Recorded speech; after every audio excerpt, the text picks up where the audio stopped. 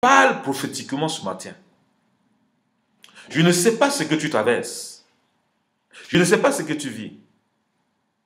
Mais j'ai une bonne nouvelle pour toi. Personne ne peut t'aider à sortir de cette difficulté-là que l'Éternel des années. Nous avons un Dieu qui agit dans le calme.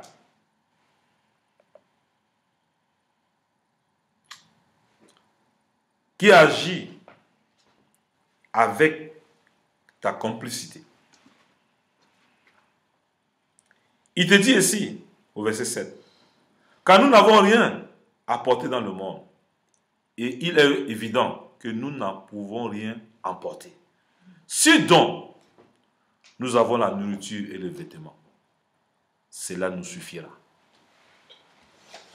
Il n'a pas dit que si tu n'as pas de maison dans ce siècle, tu n'es pas son enfant. Ce n'est pas ce qu'il t'a dit. Mais il a dit que tu vas habiter les maisons que tu n'as pas conçues.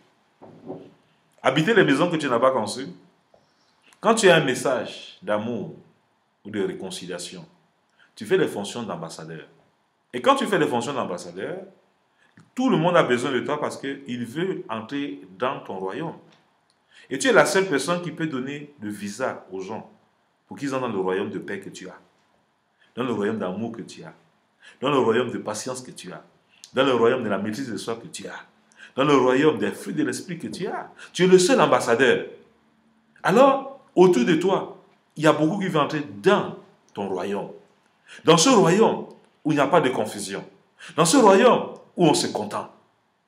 Dans ce royaume où on ne marche pas sans savoir où on va. Dans un royaume où la joie te caractérise tous les jours. Où la célébration est dans ta maison. Beaucoup veulent l'expérimenter. Et même lorsque toi-même tu utilises les âmes du diable, tu es en dehors de tes fonctions. En dehors de tes fonctions veut dire quoi? Il n'y a personne qui aimerait aller dans ton pays. Et c'est de la même façon qu'il y a beaucoup qui ne vont pas chercher à glorifier le Dieu que toi tu glorifies à cause de ton caractère. Alors Dieu s'appelle aussi un Dieu de caractère. Il est capable de changer tes caractères médiocres en caractère excellent. Tout dépend de ta volonté. Si tu veux que Dieu puisse te changer, il suffit seulement que tu te mettes à genoux, ou tu ouvres ta bouche, tu ouvres ton cœur, tu dis Seigneur, j'ai marché avec mes propres forces de mon enfance jusqu'à aujourd'hui. Mes parents m'ont élevé avec l'éducation que le monde donne. Ils m'ont donné toutes les vertus, mais je suis fatigué. Je ne sais pas comment améliorer ma vie. Alors, ta vie est conditionnée par rapport à ton environnement. Tu marches avec ceux qui, lorsqu'ils n'ont pas une voiture de marque, ils ne sont personne. Et dans ton cœur, tu marches avec la convoitise et tu refuses que tu marches avec la convoitise. C'est pour ça que tu es obligé d'entrer dans les trous, faire ce qu'il ne faut pas pour glorifier le Seigneur, pour montrer aux gens que Dieu t'a béni. Ne fabrique pas la bénédiction. Laisse que Dieu te bénisse autant convenable. C'est pour ça qu'il s'appelle Dieu de patience. Il s'appelle patience. Alors pourquoi tu veux montrer absolument que tu as réussi au détriment de la joie de ton âme? Mon frère, ma soeur, aie courage ce matin de savoir que Dieu t'aime et il veut te donner un avenir et plein d'espérance. Dieu a ton mariage entre ses mains. Dieu veut pas que tu aies le mariage sans avoir des armes pour tenir dans le mariage. Si tu as un mariage où tu ne vois jamais ton mari et que tu es dedans, ton mari est tout dehors, que c'est ton mariage. Laisse que Dieu te connecte à un mari qui va te satisfaire, un mari qui va te comprendre, un mari qui va t'amener au ciel, et non un mari qui va te disqualifier de la route du ciel. Marche avec une femme qui va t'aider à rester dans la bergerie du Seigneur.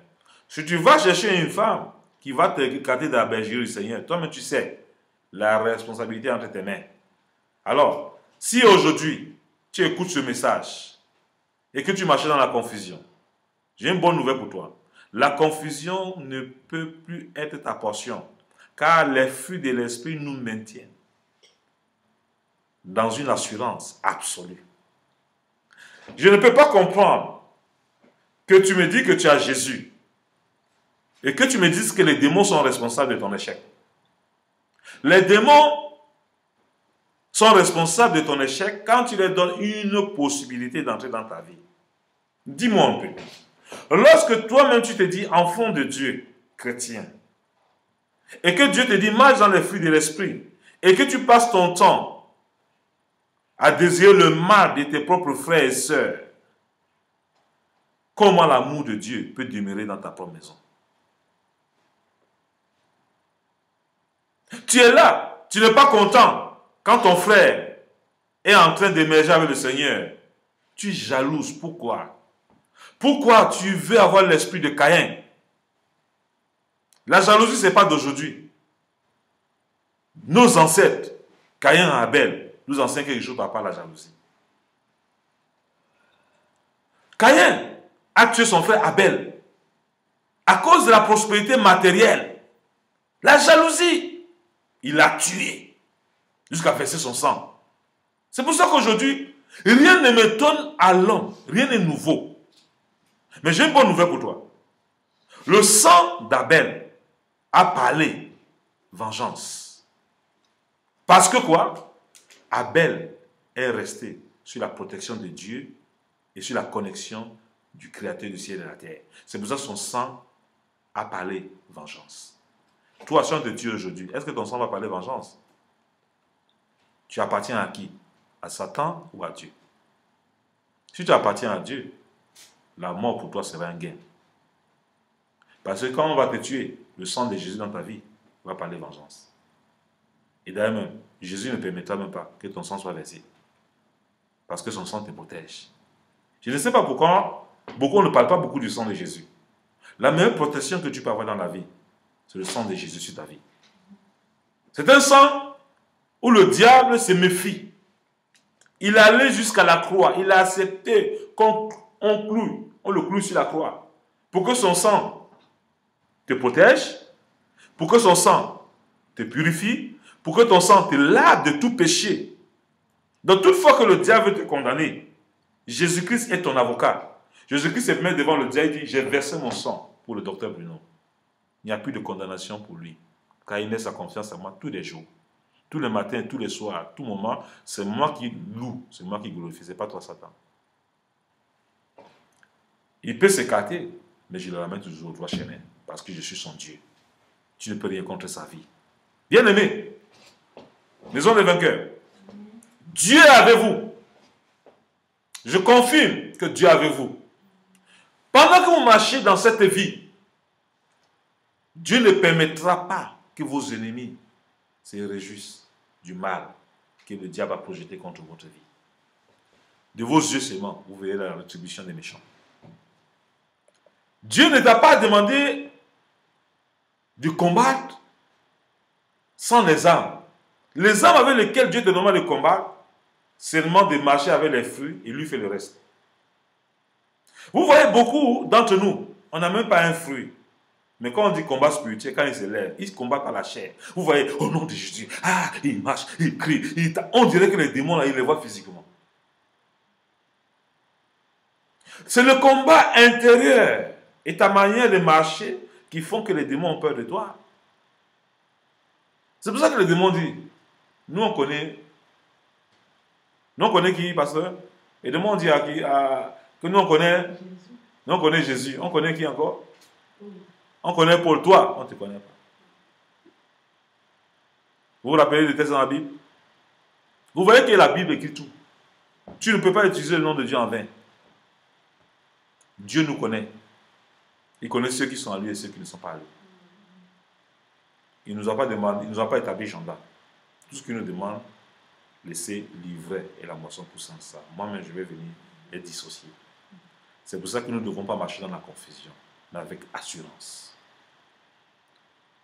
Alors, nous devons apprécier ce que Dieu fait pour nous et ce qu'il veut faire pour nous. Et ça va nous permettre de marcher dans la joie. Comment tu peux avoir la joie quand tu n'as pas l'assurance par rapport au futur, au lendemain? Quand moi je dors, je suis sûr que mon fils va réussir. Parce que mes enfants sont nés pour réussir. Ils sont nés pour être la tête et non la queue. C'est ce que la Bible dit et ce que Dieu nous dit. On nous dit que Jésus-Christ grandissait en sagesse, en intelligence. auprès de ses parents. Alors, pour que mes enfants grandissent en sagesse, en intelligence, je dois amener mes enfants à craindre le Dieu que moi je crains. Dans mon attitude et dans mon devoir de père. Alléluia. Mon enfant doit savoir que mon père peut, quand il dit quelque chose, il fait. C'est pour ça que quand tu es parent et que tu dis à tes enfants, il faut l'accomplir. Parce que tes enfants regardent ce que tu fais pour pouvoir glorifier le Dieu que tu glorifies. Si toi-même tu appelles ton enfant démon, qui a couché cet enfant? Donc tu es un démon qui a couché un enfant, un démon. Alors, c'est l'abondance du cœur qui n'accouche pas. C'est pour ça que nous devons nous méfier des paroles qui sortent de notre bouche. Parce que les paroles qui sortent de notre bouche reflètent ce que nous sommes. Nous ne pouvons que dire ce que nous sommes. Ce que nous disons là, c'est ce que nous sommes nous-mêmes. Parce que c'est de l'abondance. Si la joie de l'éternel abonde dans ta vie, c'est ce qui va sortir dans ta bouche. Si c'est la méchanceté, les âmes du diable, c'est ce qui va sortir dans ta bouche. Que Dieu nous aide à marcher dans la victoire que Jésus nous a donnée sur la croix du Calvaire. Alors, j'ai pris le deuxième. Apporte le mécontentement, apporte la peine et le tourment. Vous voyez quelqu'un qui est mécontent. Alléluia. Quelqu'un qui est mécontent. Qu'est-ce que vous pouvez lui dire? Quelqu'un qui est mécontent déplace toujours les problèmes. Il va d'église en église. C'est quelqu'un qui est mécontent. Il va dans le mécontentement. L'église, c'est un lieu de restauration. Si tu es quelque part que tu n'es plus béni, laisse cet endroit en paix et va où tu peux être béni. Mais ne pars pas dans un endroit et tu passes ton temps à dire des méchancetés de l'église où tu es parti. Si tu le dis, c'est que toi-même, tu es insatisfait. La satisfaction veut dire quoi? La satisfaction veut dire tu es en classe de première. L'année suivante, tu vas en deuxième. Si tu passes ton temps en classe de première et que tu n'as que les enseignements toujours de la première, tu vas être insatisfait. Et lorsque même Dieu veut te promouvoir en deuxième année, et que tu te contentes toujours de la première année, tu vas rentrer en première année, tu vas trouver que non, la deuxième année, tu ne veux pas apprendre ce que Dieu veut t'apprendre. Tu vas vouloir rester toujours en première. C'est pour ça que les difficultés de la vie que nous traversons, nous ne la traversons pas seuls. Nous la traversons avec le Seigneur, l'Éternel des armées. Alors, sache que devant une difficulté, il y a une promotion devant. Il a fallu que la reine Esther, en tant jeune, se sacrifie pour la délivrance de son peuple, pour avoir la promotion de reine, jusqu'à aujourd'hui on parle d'elle. Alors tu veux qu'on parle de toi? Accepte les difficultés que Dieu permet que tu traverses. Meshach, Shadrach, Abednego, pour avoir la promotion, il a fallu qu'on les envoie dans le temps des feux. Alors, à ton service, accepte qu'on te dise que tu es la dernière, que tu ne vaux rien. C'est dans vaux rien là, que demain tu seras patron des gens qui disent que tu ne vaux rien. Ne te justifie pas, mais apprécie ce que Dieu permet que tu traverses. Quand tu regardes Job dans la Bible, est-ce que Dieu était incapable de le guérir? Est-ce que Dieu était incapable de le protéger? Mais il a dit à Satan, frappe-le, mais ne touche pas son âme. L'âme de quelqu'un, c'est la vie. C'est pourquoi je vous dis, le sang, c'est l'âme. Il a donné la permission au diable de faire tout, mais ne pas toucher à son âme. Les épreuves que Job a vécues, il a perdu ses enfants. Il a perdu tous ses biens. Il a perdu son nom de PDG en dernier de la société. Mais Job est resté confiant à l'Éternel. Alors toi, tu as perdu tes positions dans la vie. Tu as perdu ta femme, tes enfants. Au lieu de regarder à Dieu, tu commences à regarder l'église comme si l'église était un problème pour toi. Que le pasteur est un problème pour toi, le prophète est un problème pour toi. Ce n'est pas lui qui est un problème pour toi. Mais Dieu est en train de tester tout ce que tu as appris dans cette église. Est-ce que tu as retenu pour ta propre vie? C'est pour ça que j'intitule l'école de la vie. Est-ce que tu as appris ça pour ta vie? Ou bien tu es à l'église comme dans un club? Le combat dans l'église, ce n'est pas collectif. C'est individuel. On vient à l'église pour être équipé. Alors, je crois que l'homme de Dieu qui parle, il parle de la part de l'Éternel des armées. Alors, et tu actives le Saint-Esprit dans ta vie pour avoir la victoire dans ce que le diable te propose comme plat. Et le diable nous propose des plats chaque jour pour marcher dans la haine, pour marcher dans la destruction, pour marcher dans la division, pour marcher dans l'insatisfaction, dans le mécontentement. Sors de ces lots. Fais la différence avec ton âge. C'est pour ça que l'apôtre Paul pouvait dire à Timothée, ne minimise pas ta jeunesse, mais sois un modèle, en acte, en parole. Reprends au temps convenable. Ce n'est pas à tout moment qu'il faut reprendre les gens. Hein. Tu peux être avec les gens, ils sont en train de raconter des hérésies. Tu peux être avec eux, tu n'es pas obligé de parler. Hein. Tu peux laisse-les parler, parce qu'ils parlent de ce qu'ils ont. Toi, tu n'as pas ce qu'ils ne parlent pas. Garde le dépôt qui est en toi. Parce qu'au temps convenable, quand ton combat va venir, à cause de la constance de ta maîtrise, tu seras au-dessus de ces épreuves et Dieu va te promouvoir. Pourquoi Dieu n'est pas capable de donner les milliards à ses enfants? C'est parce que Dieu est incapable. Parce que lorsqu'il nous donne 1000 euros, on est incapable de l'adorer avec 1000 euros. Quand tu adorer là, c'est être reconnaissant en donnant son impôt, qui est 100 euros. Si tu es incapable, comme Dieu te connaît, il me connaît. Il dit non, si je continue là, ça va l'écarter de ma bergerie. Donc, je me limite à 500 euros. Et quand tu commences à avoir 500 euros, c'est toi qui marches dans le mécontentement. Ce n'est pas l'église qui a un problème. Mais c'est toi-même qui as un problème parce que toi-même tu as refusé Dieu de faire de ta vie ce qu'il veut que tu sois. Tu as oublié que la nature de Dieu, c'est de donner. L'école de la vie va t'enseigner. Tu ne peux pas échapper à ce que tu sèmes. Quand Dieu te dit que dans la vie, tout ce que tu sèmes, tu vas moissonner dans ce siècle et dans le siècle à venir là, ce n'est pas fortuit. C'est réel et vrai. Viens me voir. Je suis un témoin de ça. Quand le diable croit qu'il t'a détruit, il faut bénir Dieu parce qu'il y a une promotion qui est en train d'arriver. J'étais en Afrique, et je bénis le Seigneur. Le même langage que je tiens, j'étais le même langage en Afrique. Quand je suis arrivé ici en Belgique, on m'a dit ici, l'œuvre de Dieu d'Afrique n'est pas pareille ici. J'ai dit, ils ont raison. Et c'est vrai. Parce qu'ils ont vu la différence entre les serviteurs de Dieu qui sont en Afrique et les serviteurs de Dieu qui sont en Europe. Alors moi, je me suis dit dans mon cœur, si le Dieu de l'Afrique est différent du Dieu de l'Europe, j'aimerais bien découvrir. Mais je me suis rendu compte que c'est le même Dieu. Que le problème, c'est qu'il faut travailler la maîtrise de soi et sortir les mécontentements dans la vie et apprécier ce que tu as. Dans mes débuts ici, je marchais avec des chemises qui n'avaient même pas de nom, qui n'avaient pas de référence. Mais aujourd'hui, Dieu est en train de me promouvoir. Donc, je bénis le Seigneur parce que Dieu fait les choses étape par étape. Alors, ne sois pas jaloux de ma promotion.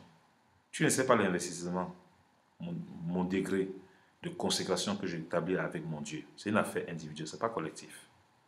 Je te dis, si tu es incapable de payer la dîme avec 1000 euros, Dieu ne peut pas te donner 10 000. Parce qu'avec 10 000 même, tu ne vas même plus l'adorer. Parce que le fait de te payer la dîme, c'est un acte d'adoration de ton impôt, de ta sécurité financière. Alors, si Dieu me donne 10 000 et que je suis incapable de lui payer la dîme 1000, il ne peut pas me donner 20 000. S'il veut que Dieu me donne 50 000, quand je paie ma dîme, je ne dois pas contrôler pour savoir qu'est-ce que ma dîme fait. Mais je dois laisser Dieu, laisser que ma graine pourrisse. Et la terre où tu as mis, quel que soit l'endroit où tu as mis et que tu as confiance en Dieu, ta foi va faire germer cela. La seule chose qui ne va pas permettre que ta graine germe, c'est ton doute et ton incrédulité. C'est pour ça que Dieu dit d'avoir la foi. La foi ne s'improvise pas. Elle s'exerce. Elle s'exerce et elle se prouve. Fur et à mesure. C'est une affaire de cœur et de détermination. Dieu vous bénisse et bon dimanche. Si tu écoutais mon message ce matin et que tu veux renouveler ton engagement avec Dieu, tu fais ces prières avec moi. Seigneur Jésus, je reconnais que tu es Dieu. J'ai marché avec mes propres forces. Mais aujourd'hui, je te demande de prendre le contrôle de ma vie. Aide-moi à comprendre les codes de la vie et de marcher dans les principes de ta parole. Merci d'entrer dans mon cœur et dans ma vie comme mon Seigneur et Sauveur personnel. Et merci de me sauver. Merci pour ton précieux sang qui me lave et me purifie de tous mes péchés et qui me restaure et qui me donne la position que tu as établie dans ma propre vie. Merci pour la vie d'obéissance. Que Dieu bénisse sa parole et que Dieu te bénisse. Bon dimanche et bon début de week-end. Que Dieu te bénisse. À bientôt, Maison des Vainqueurs.